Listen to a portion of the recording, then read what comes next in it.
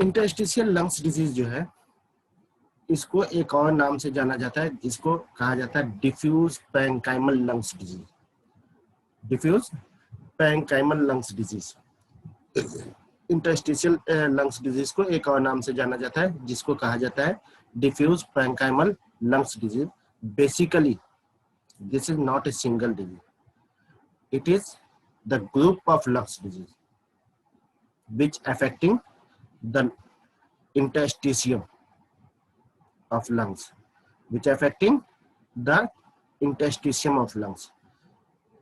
interstitium of lungs से मुराद क्या है? interstitium of lungs से मुराद ये है कि alveoli और alveoli जो होता है, alveoli के ऊपर में जो कैपिलरी बेड होता है, तो alveoli और कैपिलरीज दोनों के बीच में वो डिजीज पैदा होता है, और इसलिए इसको इंटरस्टिशियम, क्योंकि इंटरस्टिशियम किसे कहते हैं या इंटरस्टिशियल किसे कहते हैं? The space between the cellular compartment and vascular compartment is called interstitium या इंटरस्टिशियल। तो उस स्पेस के डैमेज होने की वजह से जो डिजीज काउज हो रहा है उसको इंटरस्टिशियल डिजीज कहते हैं। अब अगर लंग्स की बात करें तो लंग्स में जो का जो यूनिट है वो क्या है? एयर सैक यानी एल्वियोलाई, और एल्वियोलाई के ही कैपिलरी बेड पे पूरे में, एल्वियोलाई के ही इसमें पूरे में चारों तरफ कैपिलरी बेड है, तो वहाँ कैपिलरीज है, तो वहाँ जो डिजीज काउज करेगा उसको हम इंटरस्टिशियल लंग्स डिजीज कहेंगे। अब वो interstitial lungs disease basically concern क्या होता है कि ये alveolar epithelium, pulmonary capillary endothelium, या फिर बेसमेंट मेम्ब्रेन, या पेरीवास्कुलर और पेरीलिम्फेटिक टिश्यू, इन सब जगहों पे अफेक्ट करेगा। कहाँ कहाँ करेगा? ये alveolar epithelium, pulmonary capillary epithelium, basement membrane, perivascular and perilymphatic area पे एंड पेरीलिम्फेटिक टिश्यू को ये अफेक्ट करेगा। जब कभी भी लंग्स पे किसी तरह का इंजरी होता है, चाहे वो इंजरी अननोन काउज की वजह से हुआ हो, चाहे वो नॉन काउज की वजह से हुआ। अननोन काउज तो वो आइडियोपैथिक हो जाएगा, लेकिन नॉन काउज जो होगी वो क्या हो जाएगी? जैसे कोई इन्फेक्शन हो गया हो, जैसे कोई ऑटो इम्यून डिजीज हो, या फिर क्रॉनिक डिजीजेस हो, उसके नतीजे में, या फिर ड्रग्स के नतीजे में, ऐसी किसी वजह से जब एबनॉर्मल रिस्पांस डेवलप होने लगता है, एबनॉर्मल हीलिंग रिस्पांस डेवलप होने लगता है, तो वो नतीजे में क्या होता है? वहां पे ये डिजीज डेवलप होता है, और ऐसी सिचुएशन को हम इंटरस्टिशियल लंग्स डिजीज कहते हैं। तो लिख लीजिए, इसको लिखने के लिए किस तरह से लिखेंगे? इसको लिखेंगे इस तरह से कि interstitial lungs disease also known as diffuse parenchymal lungs disease, also known as diffuse parenchymal lungs disease, is a group of lungs disease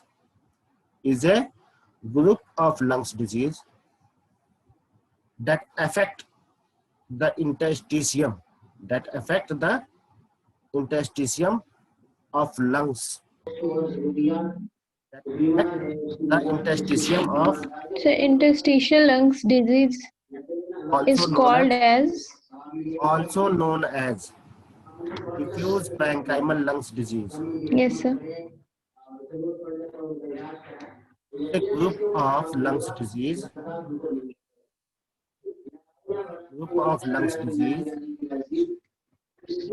that affecting the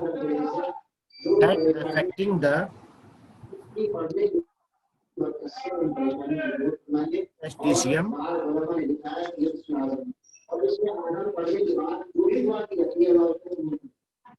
of lungs, that affecting the interstitium of lungs। Under bracket कर दो यहाँ पे, the tissue and space around the alveoli. The tissue and space around the alveoli.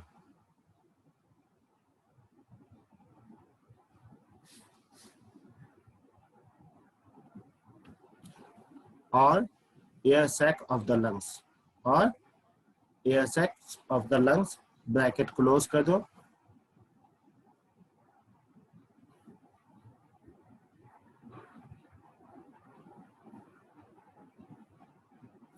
It concern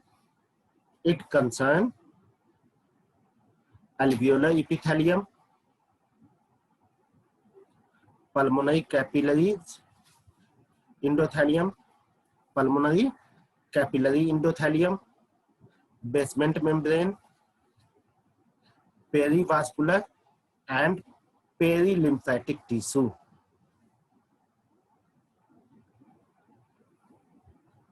sir repeat कीजिए ना sir. It concern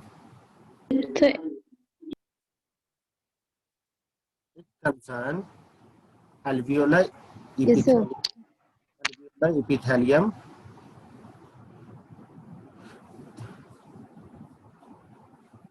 alveolar epithelium, Epithelium. pulmonary capillaries, Yes, sir. endothelium, pulmonary capillary endothelium,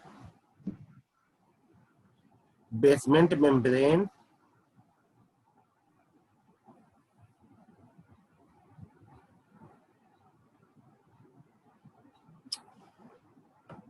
perivascular Yes, sir.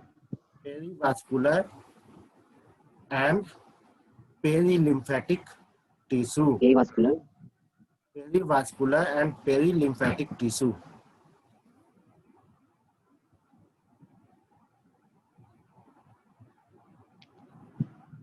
Lymphatic tissues. Yes, sir. तो ये basically disease जो होता है, ये क्या होता है कि जो हमारा interstitium space of the lungs है वहां पे अफेक्ट होता है, वहां पे, और जिसकी वजह से क्या होगा कि एयर डिफ्यूजन में डिस्टरबेंस हो जाएंगे, गैस डिफ्यूजन में डिस्टरबेंस हो जाएंगे, नतीजे में ये डिजीज पैदा होगा. अब अगर इसके हम काउज के ऊपर बात करें तो काउज जो है, सबसे पहले अगर इस चीज को देखें हम, तो इसका काउज जो है सबसे पहला आइडियोपैथिक होता है. सबसे पहला काउज क्या होता है?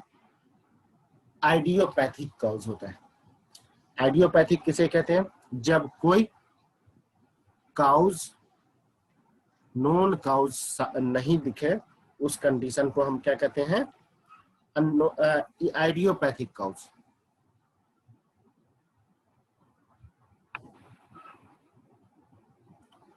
अमूमन 2/3 of the case of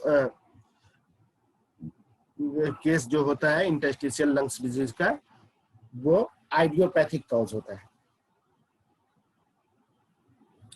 2/3 case of interstitial lungs disease का जो होता है उसका काउज आइडियोपैथिक होता है. इसीलिए इसको आइडियोपैथिक इंटरस्टिशियल निमोनिया के तौर पे क्लासिफाइड किया जाता है. इसीलिए इसको आइडियोपैथिक इंटरस्टिशियल निमोनिया के तौर पे क्लासिफाइड किया जाता है. और अमेरिकन थोरेसिक सोसाइटी ने इसको 7 सब ग्रुप में डिवाइड किया. अमेरिकन थोरेसिक सोसाइटी ने इसको 7 सब ग्रुप में इसको क्लासिफाइड किया है. Okay.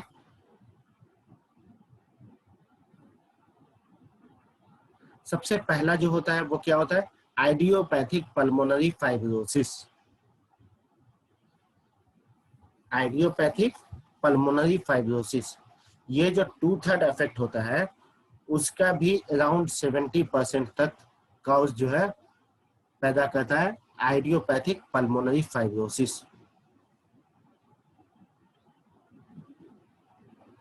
Idiopathic pulmonary fibrosis, IPF. ये मोस्ट कॉमनेस्ट काउज है, मोस्ट कॉमनेस्ट काउज है। वहीं अगर देखा जाए तो दूसरा इसका क्या होगा, डिस्क्वामेटिव इंटरस्टिशियल निमोनिया, डिस्क्वामेटिव इंटरस्टिशियल निमोनिया। 7 जो सब ग्रुप में क्लासिफाइड किया गया इसको आइडियोपैथिक को, तो ये दूसरा क्या हो गया, डिस्क्वामेटिव interstitial pneumonia.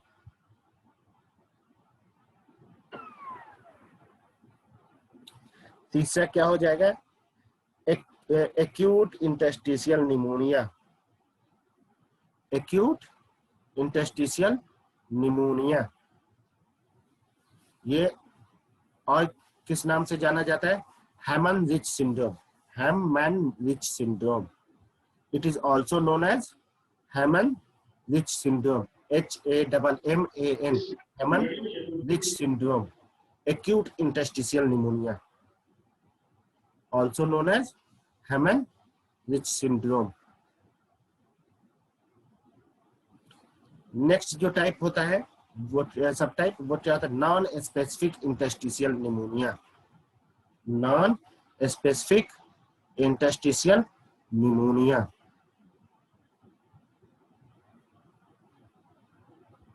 Non specific interstitial pneumonia.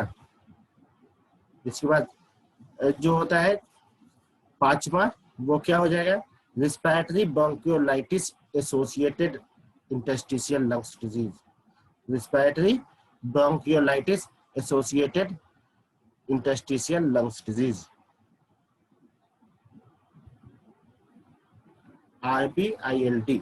Sir क्या बोल रहे हैं, respiratory bronchiolitis, bronchiolitis bronchiolitis. Interstitial lungs disease.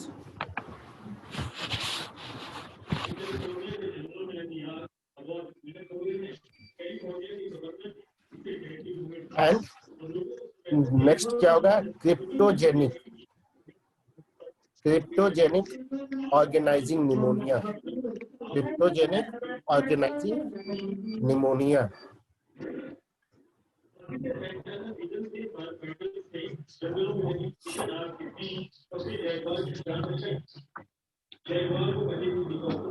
Yes sir. And the last one is the 7, lymphoid interstitial pneumonia. Last one is the lymphoid Farkunda, Farkunda. Yes sir. आपके पास कुछ yes external sir. Develop हो रहे हैं, शायद टीवी चल रहा है या जो भी हो रहा है। Oh oh sorry sir, sorry sorry.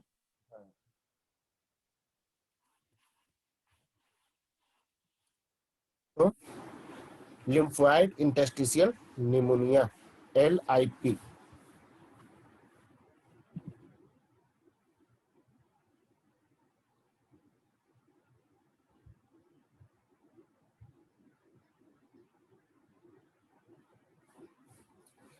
अब अगर बात करेंगे सेकेंडरी, वो तो टोटल जो हो गया आइडियोपैथिक का हो गया, या फिर प्राइमरी जो के अंडर हेडिंग में कह सकते हैं आइडियोपैथिक को। अब दूसरा जो होता है वो सेकेंडरी, सेकेंडरी काउज क्या हो जाएंगे, सेकेंडरी इंटरस्टिशियल लंग्स डिजीज क्या हो जाते हैं, वो डिजीज, वो लंग्स डिजीज या इंटरस्टिशियल लंग्स डिजीज जिसका कोई नॉन काउज हो या इटियोलॉजी कह लो, नॉन काउज या इटियोलॉजी हो, जिसमें सबसे पहले क्या आ जाती है, infection.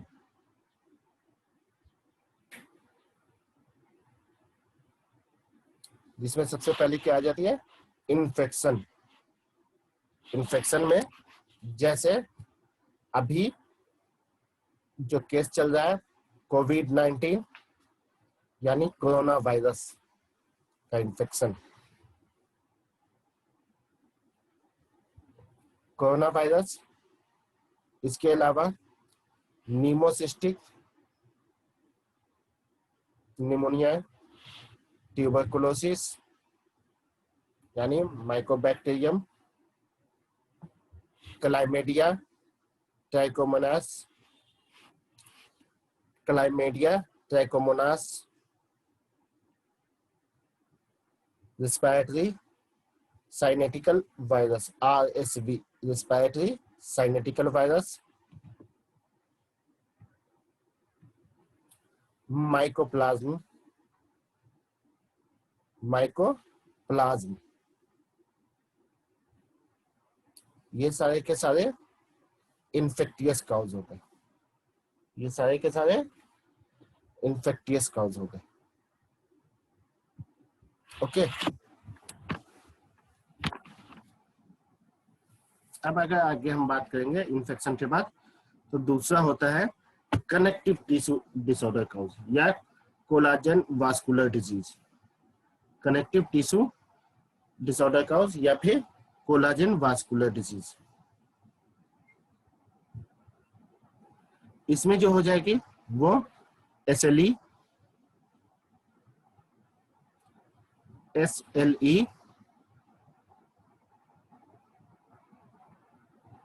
sarcoidosis,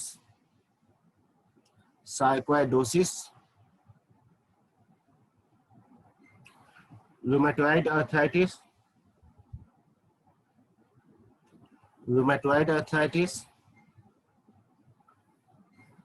systemic sclerosis,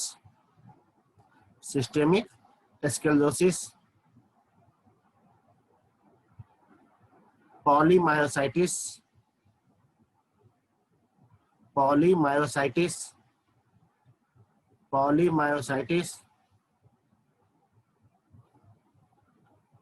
dermatomyositis,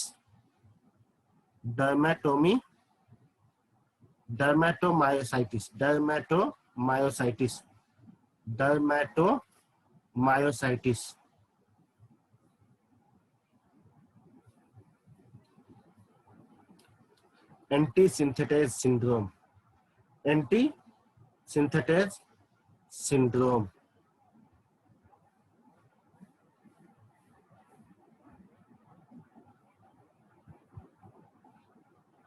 anti-synthetase syndrome, ये सब के सब क्या हो जाएंगे? कोलाजन वास्कुलर डिजीज, जिसकी वजह से ILD पैदा होता है।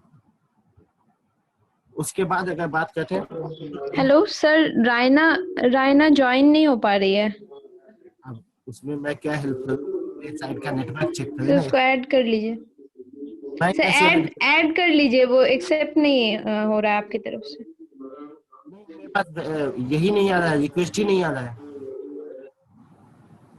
रिक्वेस्ट आएगा तभी तो मैं ऐड करूंगा ना। ओके ओके, चलिए तो आगे बढ़ते हैं। तो नेक्स्ट जो हो जाएगा हमारा, वो हो जाएगा exposure of inhaled substance. Next क्या हो जाएगा? Exposure of inhaled substance. ये दो तरह के होंगे, ऑर्गेनिक होंगे और इनऑर्गेनिक होंगे। ये दो तरह के होंगे, ऑर्गेनिक होंगे और इनऑर्गेनिक होंगे। तो सबसे पहले अगर इनऑर्गेनिक की बात करें तो इसमें क्या क्या आ जाएगा? सिलिकोसिस,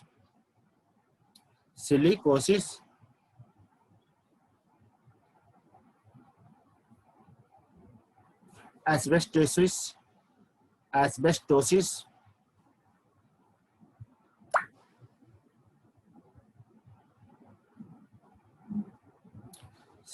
सिलिकोसिस के बाद asbestosis,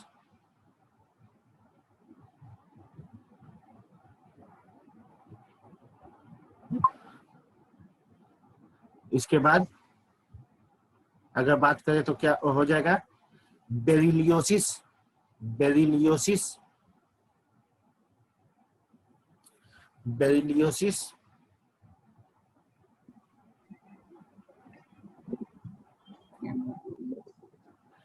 industrial printing chemical,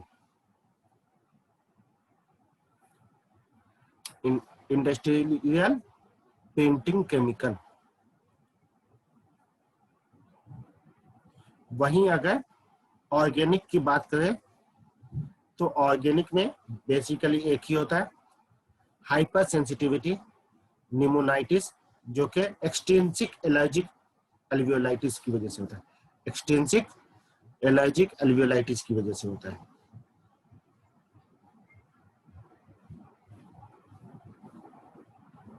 sir inorganic में क्या बोले? ऑर्गेनिक में बताया ना, सिलिकोसिस, एस्बेस्टोसिस, बेरिलोसिस।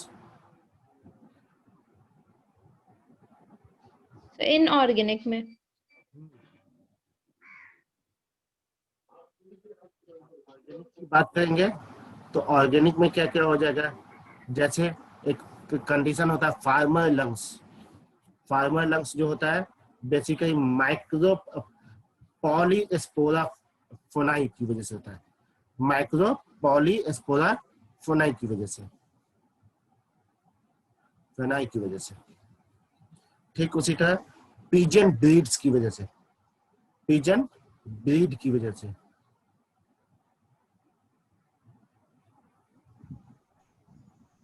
ये दोनों सर वजह ये से। क्या होता है? हाँ?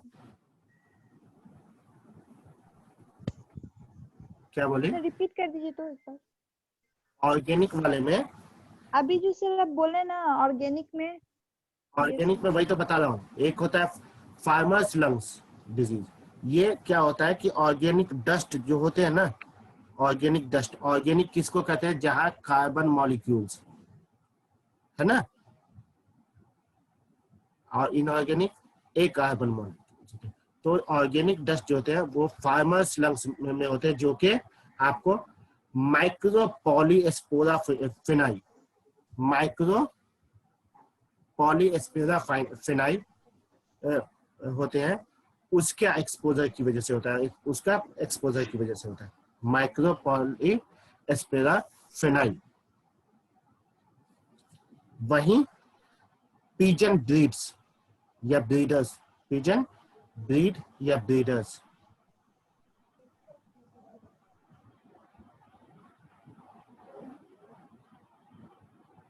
ये दोनों क्या कहता है, हाइपर सेंसिटिविटी निमोनाइटिस काउज करता है। ये दोनों क्या कहता है, हाइपर सेंसिटिविटी निमोनाइटिस काउज करता है। तो ये दोनों क्या हो गए हमारे, ये ऑर्गेनिक काउज हो गए, इनहेल्ड काउज। अब अगर बात करेंगे हम लोग तो ड्रग्स, ड्रग्स में क्या हो जाएंगे, मेनली जो साइटोटॉक्सिक ड्रग्स होते हैं वो काउज करते हैं, मेनली साइटोटॉक्सिक जो ड्रग्स होते हैं वो काउज करते हैं इंटरस्टिशियल लंग्स डिजीज को। तो ये साइटोटॉक्सिक ड्रग्स कौन कौन से हो जाएंगे, जैसे immunosuppressant like methotrexate, immunosuppressant toxic drugs like methoxatrate, antibiotic like penicillin and bleomycin, penicillin and bleomycin,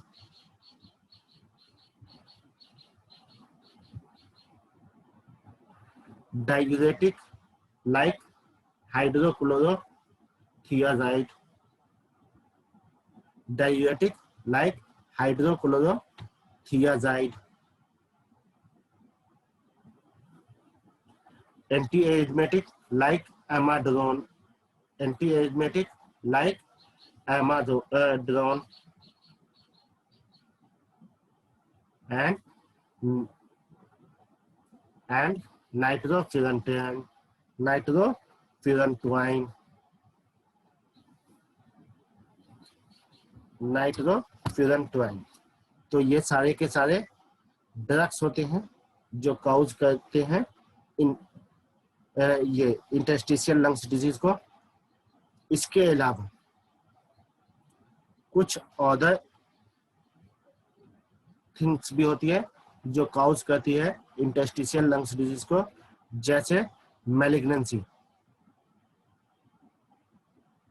malignancies,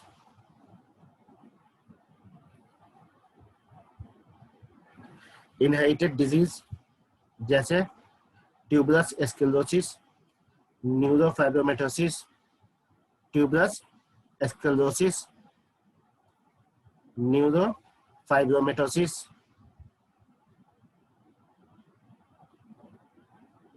Niemann-Pick disease, Niemann-Pick disease, Gaucher's disease, Gaucher's disease, Gaucher's disease.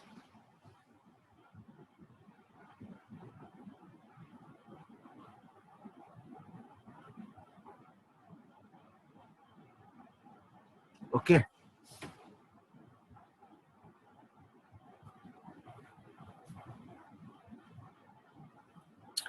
ये सब क्या होगा, ये सारे के सारे काउज हो जाएंगे सेकेंडरी इंटरस्टिशियल लंग्स डिजीज के। अब आगे बात करते हैं इसके हम लोग क्लिनिकल फीचर्स की।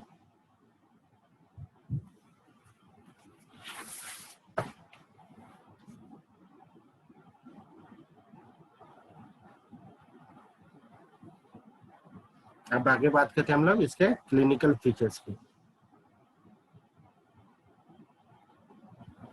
Number 1, non productive cough.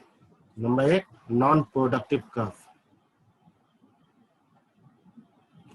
Number 2, exertional dyspnoea. Number 2, exertional dyspnoea. Number 3, clubbing. Number 4, cyanosis.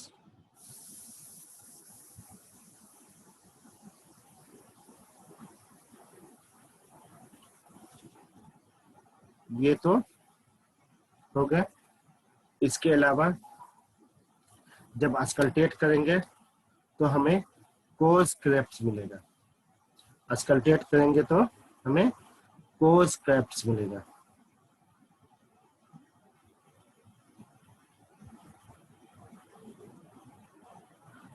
इसके अलावा features of right ventricular failure मिलेगा।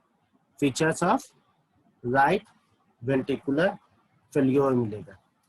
P2 जो हो जाएगा वो लाउड होगा। P2 क्या होगा, लाउड होगा। Features of right ventricular failure में क्या मिलेगा, P2 लाउड मिलेगा, नेक वेन परमानेंट मिलेगा, पैडल इडमा या एसाइटिस मिलेगा, पैडल इडमा या एसाइटिस मिलेगा। राइट वेंट्रिकुलर फेल्योर का ये सब फीचर्स है।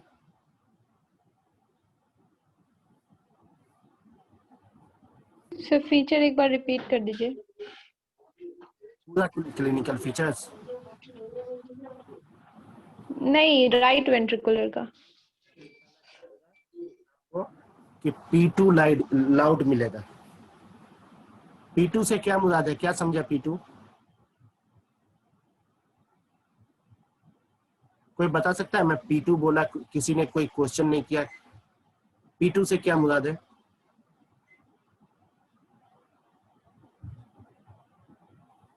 No idea. P2 होता है जो हमारा H2 साउंड है, H2 sound composed with the two sound A2 and P2, यानी एरोटिक वाल्व और पल्मोनरी वाल्व दोनों के क्लोजर पे ना H2 पैदा होता है। तो चूंकि ये दोनों स्लाइटली डिफरेंस इस पे पैदा होता है, इसलिए दोनों ऑडिबल होता है। जब हम S1 की बात करेंगे तो M1 T1 उसमें होता है, जबकि S2 की बात करेंगे तो उसमें A2 P2 होता है। ये दोनों स्लाइटली डिफरेंस होता है। But in the case of right ventricular failure क्या होगा कि P2 डोमिनेंट हो जाएगा A2 पे और P2 काफी ज्यादा लाउड मिलेगा, जबकि A2 कम लाउड मिलेगा। नॉर्मली क्या होता है कि A2 लाउड मिलता है और P2 लो पिच्ड रहता है। ओके, सो P2 loud P2, neck vein permanent,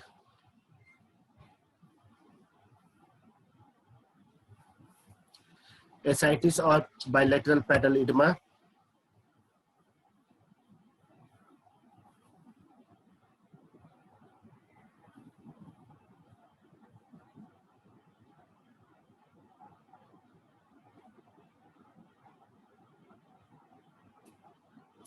ठीक है।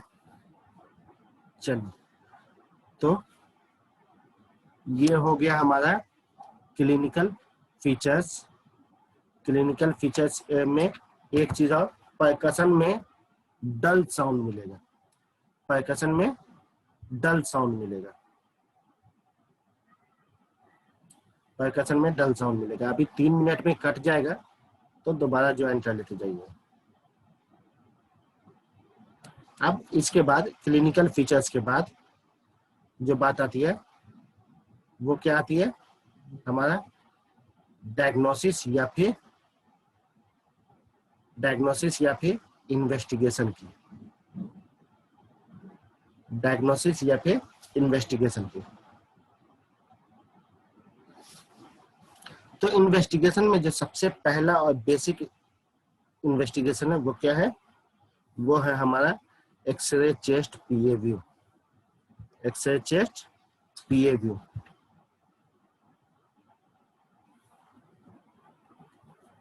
एक्सरे चेस्ट पीए व्यू में क्या मिलेगा हमें, इंटरस्टिशियल और एल्वियोलर फीलिंग पैटर्न मिलेगा। इंटरस्टिशियल या एल्वियोलर फीलिंग पैटर्न मिलेगा, जो कि हनी कॉम्ब अपीयरेंस में मिलेगा। जो कि हनी कॉम्ब अपीयरेंस में मिलेगा। एकदम जब देखेंगे तो स्कैटर्ड टाइप का पिक्चर मिलेगा।